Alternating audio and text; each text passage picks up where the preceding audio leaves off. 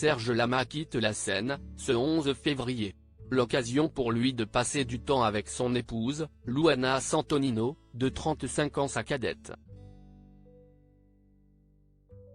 Les deux amoureux se sont rencontrés en 2002 et elle a été son assistante pendant de longues années avant qu'ils ne révèlent leur amour au grand jour. Après 60 ans de carrière, Serge Lama s'apprête à tirer sa révérence, ce dimanche 11 février, dans Vivement Dimanche. Afin de ne pas terminer sa vie d'artiste à faire des concerts assis et diminués, l'interprète de Je suis malade préfère faire ses adieux au public alors qu'il est encore plutôt en forme, à 81 ans tout juste.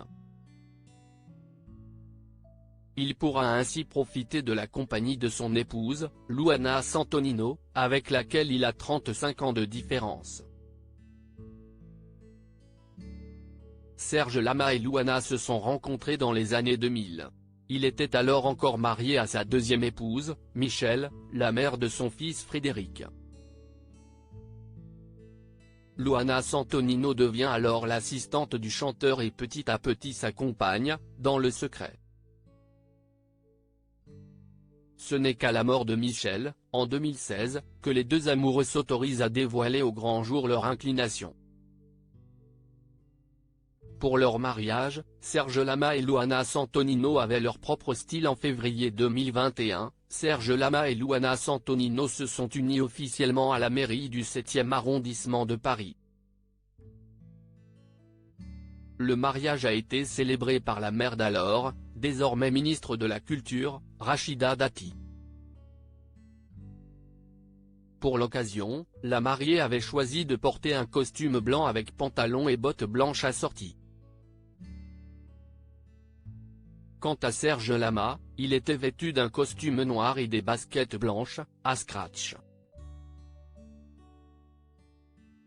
Les mariés avaient revêtu des vêtements plus traditionnels, y compris une longue robe blanche pour Luana, lors de leur mariage religieux, quelques mois plus tard. Vincent Niclot avait alors chanté l'Avenue Maria pendant la cérémonie. Serge Lama et Luana Santonino se sont rencontrés pour la première fois en 2002 avant de rencontrer Serge Lama et de devenir son assistante. En 2006, Luana Santonino était institutrice, en Suisse. C'est lors d'une séance de dédicace que leurs chemins se sont croisés pour la première fois. Elle lui avait alors inscrit un mot sur un bout de papier, inversant ainsi les rôles de la dédicace. À la fin d'un concert du chanteur, 6 mois plus tard, ils s'étaient retrouvés et avaient échangé leurs numéros. C'était en 2002. 20 ans plus tard, Serge Lama a dédié à son épouse quelques titres sur ce qui sera, il l'a assuré, son dernier album intitulé Aimer. Article écrit en collaboration avec 6 médias.